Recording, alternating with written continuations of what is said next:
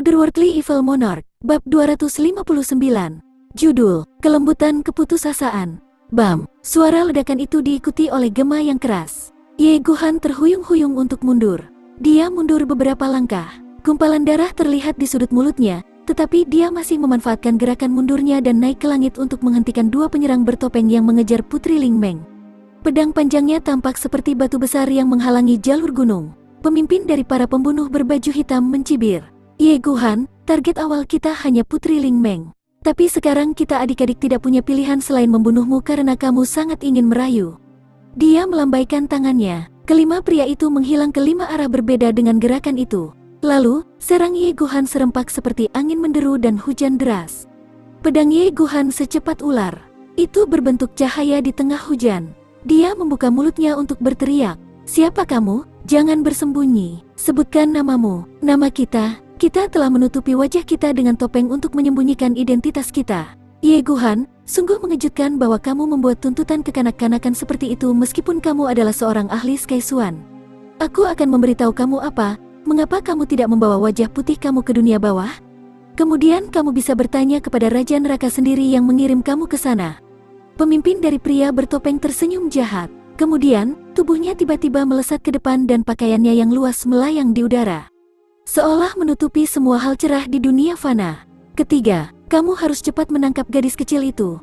Penundaan apapun akan menimbulkan komplikasi. Kita tidak bisa hidup dengan masalah seperti itu. Serahkan Ye Guhan kepada kita semua. Ada desisan yang keras dan tubuhnya tiba-tiba turun seperti penyakit yang mengerikan. Dia membuka lengannya lebar-lebar, dan cahaya energi biru yang tajam muncul dari masing-masing dari 10 jarinya. Sepertinya dia memegang 10 pedang panjang biru di masing-masing tangannya. Itu adalah pemandangan yang sangat menakutkan saat dia jatuh dengan ledakan yang keras. Dengan banyak momentum juga, salah satu dari 5 penyerang, satu dengan sosok yang relatif ramping, berputar tanpa mengucapkan sepatah kata pun. Orang ini akan menghilang untuk mengejar Putri Ling Meng dengan ganas. Ye Guhan melihat ini, dan menjerit keras dan sedih. Teriakannya mengguncang langit, pedangnya tampak seperti naga yang mengamuk, dan tampaknya hujan badai telah terjadi saat lebih dari 300 pedang menghujani musuh-musuhnya sekaligus. Ini memaksa 4 lainnya mundur, dan bahkan melukai bahu pemimpin mereka. Ada suara menggelegak, kemudian tanpa diduga, 2 semburan darah mulai keluar dari punggungnya. Meski terluka, Ye Guhan meraung lagi. Satu orang dikirim berputar-putar di udara sejauh 25 meter. Dia jatuh ke tanah, dan mulai meneteskan darah. Orang lain sedang berputar di udara dan belum jatuh. Serangan Ye Guhan seperti hujan pedang. Itu menutupi pembunuh berpola agak ramping. 4 lainnya bergegas untuk menyusul, tetapi tampaknya Ye Guhan tidak takut mati. Nyatanya, dia sepertinya sudah mempersiapkan pedangnya dan siap mati bersama musuhnya. Dia siap untuk berjuang mati-matian untuk menemui takdirnya. Tampaknya satu-satunya keinginannya adalah turun ke neraka. Dia dengan keras kepala mengikuti serangannya yang sangat tajam. Dia seperti kematian yang dipersonifikasikan dengan pedang di tangannya. Dia telah menempatkan dirinya sedemikian rupa sehingga dia memblokir seluruh jalan. 5 ahli Skysuan peringkat serupa tidak bisa melewati rintangan ini. Bagaimana upaya terakhir ahli Skysuan bisa menjadi lemah? Jelas dari bahasa tubuh Ye Guhan bahwa dia siap mempertaruhkan nyawanya sendiri. Jika kamu menginginkan Ling Meng, kamu harus melangkahi mayatku. Ye Guhan mengerahkan seluruh hidup dan jiwanya untuk bertindak atas kata-kata ini saat ia mendemonstrasikan implementasinya. Setiap gerakan pedangnya menutupi seluruh area. Itu bangga dan sunyi. Setiap pukulan dari pedangnya bisa tertanam dalam pikiran.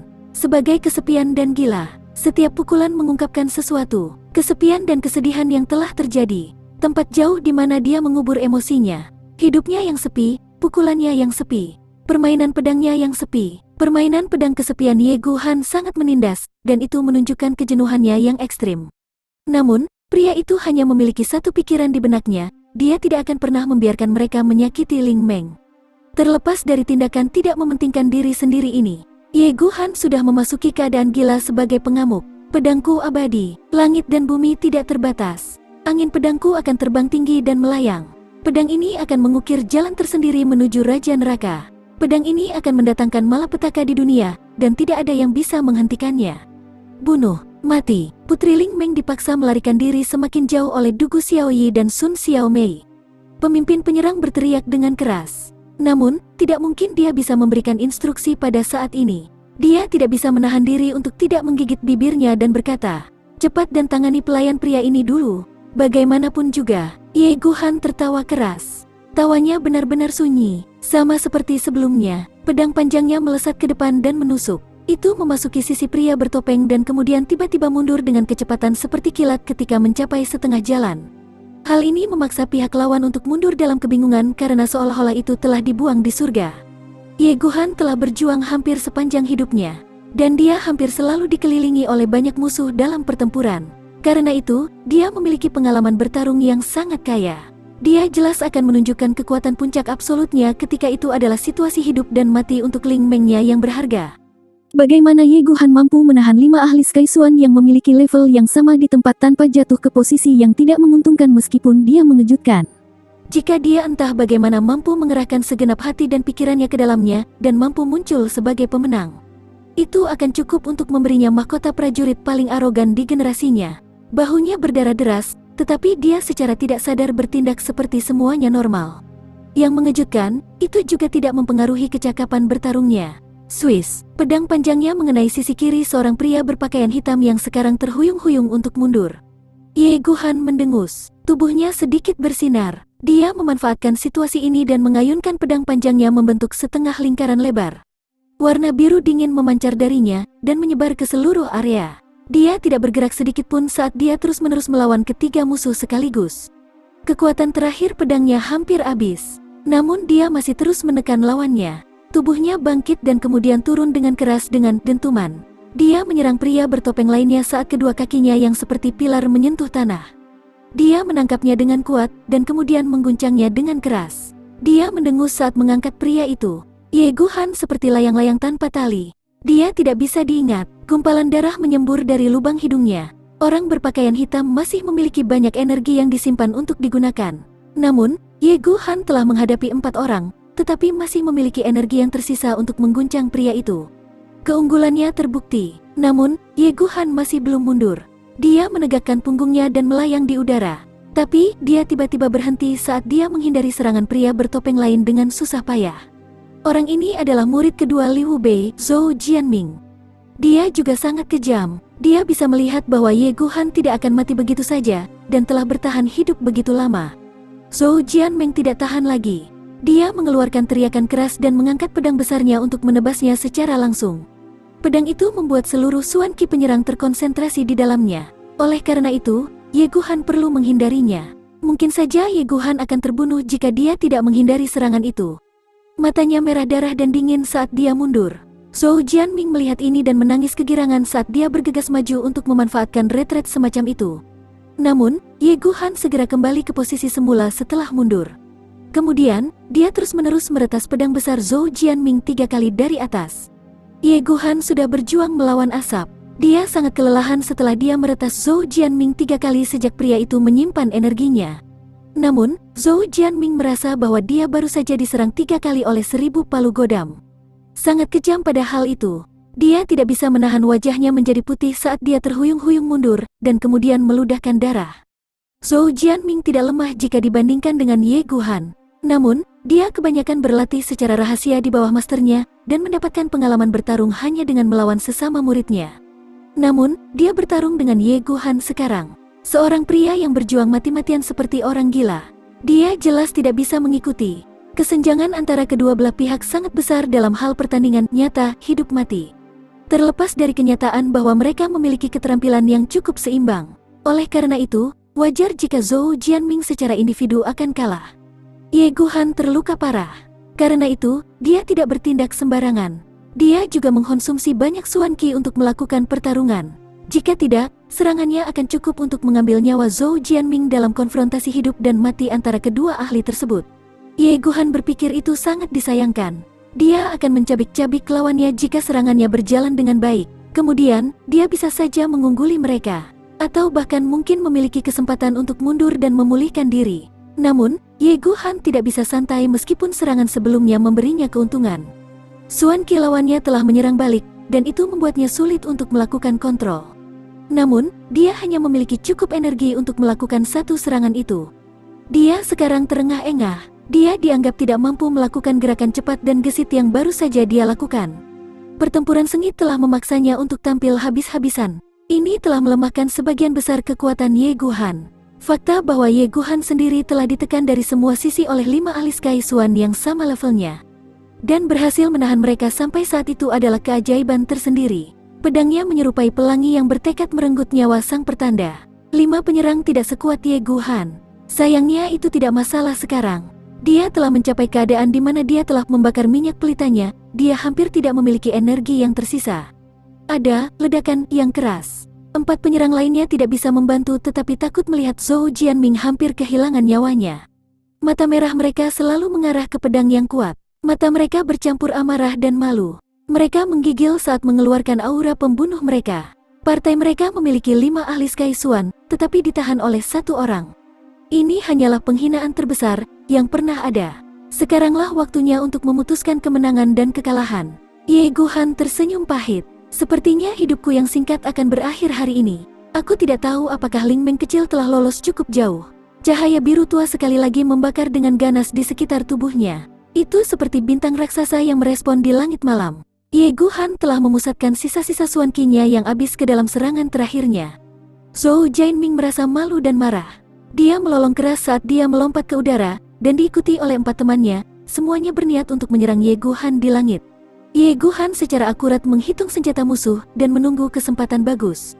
Dia tidak tahu kapan warna merah darah menghilang dari matanya, tapi dia sekarang tenang seperti danau dalam yang tenang yang tidak terganggu.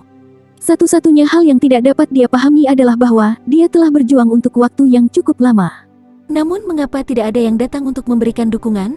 Di manakah pengawal tubuh kerajaan Putri Ling Meng? Mengapa seorang ahli dari Istana Kekaisaran belum menunjukkan dirinya? Namun, sekarang bukan waktunya untuk memikirkannya. Ye Guhan berbalik menuju bagian dalam kota. Dia memberikan pandangan terakhir dan mendalam. Penampilan ini penuh dengan emosi.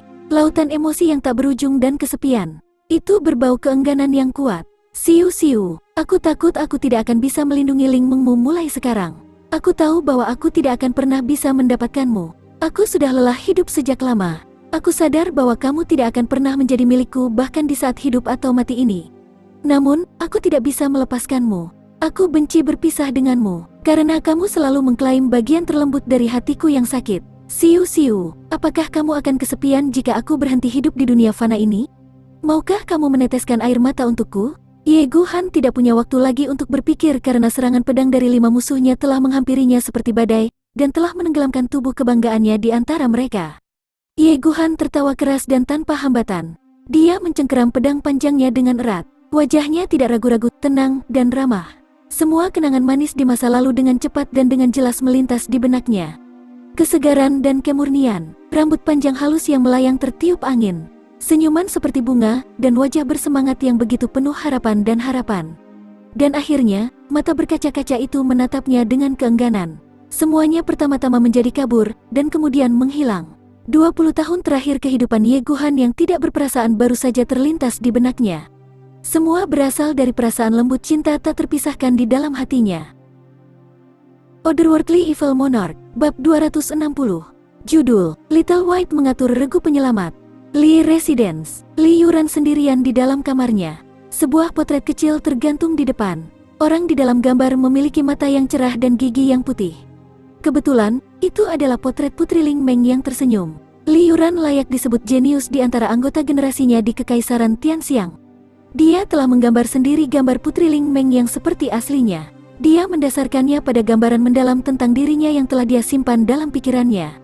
Namun, mata Li Yuran diselimuti rasa sakit. Operasi pasti sudah dimulai. Mungkin, Ling Meng. Li Yuran mendongak, dan kemudian dengan tegas menutup matanya. Tiba-tiba, teriakan terdengar di bibirnya. Itu datang dari lubuk hatinya. Suaranya mirip dengan lolongan binatang yang terluka yang mendekati kematiannya. Itu terdengar kasar dan sedih. Dia kemudian dengan ganas mulai meninju dinding dengan tinjunya dengan kesedihan. Tinju kuat ini bertabrakan dengan dinding. Tinjunya segera berlumuran darah yang mulai menetes ke tanah. Sepertinya Li Yuran tidak banyak tidur. Sebenarnya, dia tampak bingung. Wajahnya tanpa ekspresi saat dia menutup matanya, dan setetes air mata jatuh tanpa suara dari setiap matanya. Maafkan aku, kekasihku, untuk meningkatkan pengaruhku dan mendapatkan dukungan dari orang-orang guruku. Aku harus mengorbankanmu. Aku tidak punya pilihan lain. Jun Moxie dan Jun Wuyi perlahan-lahan menjauh dari aula aristokrat. Mereka berulang kali mengingatkan Tang Yuan untuk membeli ramuan yang dibahas dan menyimpan pembelian semacam itu dengan benar di tempat yang tepat. Mereka tampak puas dan karenanya menyelesaikan hari sibuk mereka dan mulai melakukan perjalanan menuju rumah mereka. Mempertimbangkan masalah hari itu, secara keseluruhan berjalan dengan memuaskan. Kecuali untuk beberapa insiden yang tidak terduga. Harga selama pelelangan anggur yang luar biasa telah mencapai titik yang bahkan tidak pernah diimpikan oleh Jun Moxie. Dapat dikatakan bahwa mereka kembali ke rumah dari usaha yang bermanfaat. Pangeran ketiga telah menggunakan posisinya yang kuat untuk memaksakan kesalahan di akhir acara. Namun, itu tidak bisa dianggap sebagai kejadian buruk karena Tuan Muda Jun telah mengambil keuntungan dari kejadian ini dan telah berhasil menanam benih dalam pikiran Yang Mo. Dia yang belum dewasa dan bersemangat. Dia bisa menggunakan ini di masa depan untuk mungkin menghasut atau menghilangkan banyak target. Dan kembali ke topik awal lagi. Kumpulan terakhir dari 100 botol wine itu berada di bawah nama Pangeran Setara. Oleh karena itu, mereka adalah bagian dari saham Pangeran Setara. Jadi tampaknya keluarga Jun dan balai aristokrat tidak memiliki hubungan langsung dengannya. Meskipun proses pemikiran seperti itu akan tampak sedikit tidak tahu malu, tetapi fakta ini akan tetap benar terlepas. Para pangeran tidak memperlakukan sisi Pangeran Setara sebagai salah satu dari mereka. Namun, kecil kemungkinannya Jun Moxie akan mengambil langkah untuk membantu mereka. Karena itu, tidak akan sepadan. Jun Moxie bukanlah pria dengan karakter keji yang selalu mencari keuntungan. Namun, dia tidak pernah mengejar hal-hal yang tidak memberinya apa-apa. Ini adalah kode etik pembunuh bayaran. Dan beginilah sikap Jun Moxie di kehidupan sebelumnya dan di kehidupan ini. Pahlawan, aku akan meninggalkan peran itu untuk orang lain. Aku hanya akan melakukan apa yang aku lakukan. Apa yang diinginkan hatiku, apa yang aku cintai. Aku memutuskan apa yang aku sukai. Aku memutuskan apa yang aku lakukan. Tidak ada seorang pun di dunia bajingan ini yang akan mengendalikan aku. Kebebasan mutlak, ini adalah tujuan terbesar Jun Moxie. Pengejaran utama dalam hidupnya. Jun Moxie pernah berkata sebelum pembukaan aula aristokratik. Aku akan membawa aula aristokrat ke tahap di mana satu hari penjualannya akan cukup untuk menopang keluarga selama 3 tahun. Namun, bukankah pencapaian hari itu melewati tujuan? Mungkin keluarga bisa duduk dan makan di waktu luang seumur hidup dengan begitu banyak uang. Hai Chen Feng, pria yang sekarang dikenal sebagai pemimpin geng Hai, tidak bisa mendapatkan sebotol anggur yang luar biasa itu. Namun, Jun Moxie mengiriminya hadiah 50 botol anggur dari batch atas namanya sendiri. Perlakuan seperti itu adalah suatu keharusan bagi orang-orang di sisinya. Aku menawar 1 juta tael. Pelanggan Sky Swan telah menaikkan tawaran merek dagang ini beberapa kali. Oleh karena itu, dia dengan riang menerima 50 botol dan kembali ke sarangnya. Dia pasti akan mengumumkan bahwa dia telah mendapatkannya selama pelelangan karena dia adalah seorang bangsawan. Jun Moxie sedang menunggang kuda, sedangkan Jun Wuyi berada di tandu. Tangan paman dan keponakan terselip di lengan baju. Suasana hati mereka ceria namun serius. Masing-masing memikirkan rencana masa depan mereka dan pengaturan tenaga kerja yang diperlukan untuk skema mereka. Keduanya secara individual membuat perhitungan di jalan pulang. Anehnya, tidak ada yang membicarakan hal itu dengan yang lain. Paman keponakan duo itu sadar bahwa operasi yang akan datang akan menjadi operasi yang sangat sulit. Namun, mereka tidak bisa kalah. Itu adalah suatu keharusan bahwa mereka menang. Mereka perlu menang, tetapi mereka harus menang dengan indah. Mereka membutuhkan kemenangan mereka tanpa celah. Namun, musuh mengalahkan mereka dalam hal kekuatan. Bagaimana babak selanjutnya ini akan dilakukan? Kisah-kisah tentang yang lemah mengalahkan yang kuat telah diceritakan sejak zaman kuno. Namun, mereka tidak hanya harus menggunakan yang lemah untuk mengalahkan yang kuat, tetapi mereka harus memenangkan pertempuran tanpa menimbulkan kerusakan. Dan prestasi ini akan sangat sulit karena ini adalah kenyataan. Bukan cerita fantasi. Kelompok kecil dari keluarga Jun ini belum berjalan jauh ketika tiba-tiba Jun Moxie melihat bayangan di kejauhan. Bayangan ini melesat ke arahnya seperti listrik. Dia bahkan tidak menyadarinya dengan benar, tetapi bayangan putih kecil telah memeluk dadanya. Ia berteriak dengan mendesak saat mengerang dan mencicit. Cakarnya menarik Jun Moxie tanpa henti. Matanya yang basah kuyup penuh dengan kecemasan. Apa yang terjadi? Jun Moxie dengan cepat memperhatikan potongan kain hijau muda yang diikat ke salah satu kaki belakang Little White. Dia dengan jelas mengingat penampilan Dugu Xiaoyi sebelum dia pergi. Dia mengenakan pakaian hijau muda. Dan sekarang sepotong kain hijau muda yang sama diikatkan ke kaki Little White. Apalagi, itu bernoda darah. Dugu Xiaoyi dalam masalah. Jun Moxie tiba-tiba menjadi tegang. Dia merasa seolah-olah hatinya tiba-tiba direbut oleh sesuatu. Aura biasanya stabil sekarang dalam kekacauan. Senyuman Dugu Xiaoyi yang manis, cantik, nakal, namun berbunga-bunga muncul di depan matanya. Kapan aku mulai begitu peduli pada gadis ini? Junmo Xie tidak punya waktu untuk memikirkan hal ini. Hanya ada satu hal di pikirannya. Aku harus menyelamatkannya. Paman ketiga, Dugu Xiaoyi dalam masalah. Aku perlu memeriksanya. Junmo Xie menekan kakinya ke sisi kudanya yang kuat, dan kuda itu meringkik dengan keras sebagai tanggapan. Tapak kaki depannya terangkat ke udara saat ia berdiri dengan kaki belakangnya. Mereka bahkan belum mendarat saat tapak punggungnya melangkah maju. Kemudian, dia melompat dan melesat seperti anak panah. Detak kaki gila berguling dan bergema seperti guntur saat Junmo Xie mengikuti bayangan cepat Little White dan melesat dengan kecepatan tinggi. Angin bersiul saat kuda berbelok di sudut jalan, hampir seperti awan hitam turun di atas punggung kuda Junmo Xie. Namun, sepertinya kedatangan baru ini tidak berbobot. Faktanya, kuda kuat itu tanpa sadar melaju sedikit lebih cepat dalam keadaan terburu-buru. Pria itu adalah Jun Wui. Wajah jenderal perang yang berlumuran darah ini dipenuhi dengan aura pembunuh yang dingin. Junmo Xie memandang Dugu Xiaoyi dengan penuh kasih sayang. Bagaimana mungkin pria berpengalaman seperti Jun Wui tidak melihatnya? Baginya, Dugu Xiaoyi sebaik istri keponakannya. Bagaimana dia bisa membiarkan siapapun mengganggunya? Dia tidak akan mengizinkan siapapun melukai sehelai rambut pun di tubuhnya.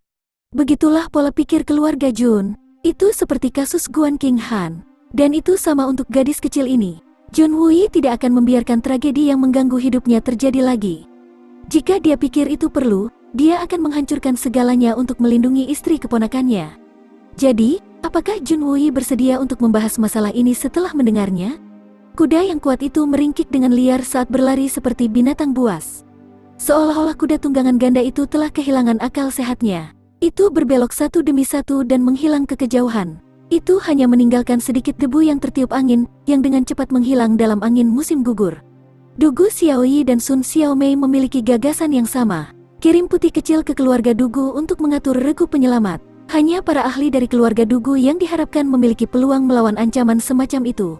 Bala bantuan lain mungkin berubah menjadi tidak berguna karena mereka mungkin tidak memiliki kemampuan untuk menghadapi 5 ahli Sky Swan tingkat tinggi. Meskipun dalam konsensus, ide mereka naif. Selain itu, Little White belum dewasa dan tidak bisa memahami kata-kata mereka dengan jelas. Namun, dia mengerti bahwa tuannya dalam bahaya serius. Dan dia mengerti bahwa tuannya telah mengirimnya pergi untuk mencari bala bantuan. Tapi, siapa yang akan dia cari? Secara alami, dia akan mencari regu penyelamat paling kuat yang dapat dia pikirkan. Little White cukup cerdas. Namun, hanya ada 2 orang di dunia ini yang dekat dengannya. Yang satu secara alami adalah tuannya, Dugu Xiaoyi. Dan yang lainnya adalah orang baik yang juga orang terkuat dalam pikiran Little White, Junmo Xie. Orang ini telah membantunya meningkatkan levelnya di masa kanak-kanak. Jadi bukankah dia sudah yang terkuat? Jadi, siapa lagi yang akan dia cari untuk membantu ketika tuannya dalam bahaya dan membutuhkan bala bantuan? Karena itu, Little White mulai bertugas menemukan Junmo Xie. Bagaimanapun, dia tidak ingin pergi ke keluarga Dugu untuk mencari bantuan. Bagaimana janggut panjang yang kasar itu bisa berguna? Bagaimana mereka bisa dibandingkan dengan manusia hebat itu? Little White memandang rendah mereka. Tapi sekali lagi, jika dia pergi ke keluarga Dugu untuk meminta bantuan, ahli apapun yang mungkin mereka kirim mungkin sudah terlambat untuk datang. Oleh karena itu, Little White telah membuat keputusan yang tepat dalam keadaan ketidaktahuannya yang tidak disengaja. Little White tidak bisa berbicara. Oleh karena itu, usahanya akan sia-sia jika dia benar-benar memutuskan untuk pergi ke kediaman keluarga Dugu. Mereka pasti akan mengirim tentaranya jika mereka menilai Dugu Xiaoyi dalam bahaya. Namun, itu tidak perlu bahwa susunan yang mereka atur akan dapat membantu melawan 5 Master Sky Swan itu. Bukankah orang-orang itu akan gagal dalam tugas itu? Pedang itu telah jatuh. Swan Qi yang telah terkondensasi di telapak tangannya juga telah ditembak dengan ganas. Ye Guhan terus-menerus dikepung oleh musuhnya dari semua sisi. Dia akan segera mundur jika bukan karena keselamatan Ling Meng. Itu juga tidak akan terlalu sulit. Dia akan bisa mundur jika dia menggunakan kekuatannya yang tersisa. Dia kemudian bisa menggunakan keahliannya untuk terbang jauh dengan sangat cepat. Dia kemungkinan besar akan menderita luka-luka. Tapi tembakan untuk melarikan diri akan mungkin terjadi. Namun, Putri Ling Meng belum lolos cukup jauh. Oleh karena itu, 5 ahli Sky Swan yang kuat ini tidak diragukan lagi akan menangkapnya jika dia memutuskan untuk mundur saat ini. Dia tidak tahu mengapa mereka ingin menangkapnya. Yang dia tahu hanyalah bahwa dia lebih baik mati daripada membiarkan mereka mendapatkan Ling Meng-nya yang berharga. Dia tidak bertingkah di luar karakter. Dia bertindak karena kebutuhan. Aku tahu aku mungkin akan mati, Tapi aku masih akan berjuang dengan semua yang aku miliki. Ini adalah hidup atau mati. Apa yang harus aku takuti?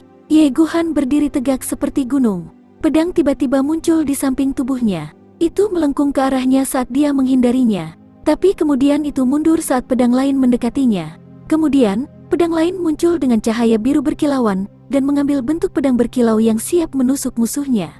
Puff, sebuah pedang menembus perut kiri bawah Ye Guhan. Dua pedang lainnya menembus seluruh tubuhnya. Mereka merobek pakaian dan kulitnya sampai tercabik-cabik. Itu diikuti oleh sumber darah yang mengalir keluar. Dua telapak tangan gemuk membawa serangan sekuat petir membombardir dada Ye Guhan. Swiss, Swiss, suara gerindra gigi bergema saat tulang rusuk yang rapuh di dada Ye Guhan menyerah. Ketujuh lubang di tubuhnya tiba-tiba berlumuran darah. Namun, Ye Guhan tiba-tiba tampak memiliki ekspresi yang agak gembira di wajahnya. Dia memiliki senyuman lembut, atau mungkin senyum yang buruk, tapi itu tampak sangat pahit di wajahnya yang berlumuran darah. Karena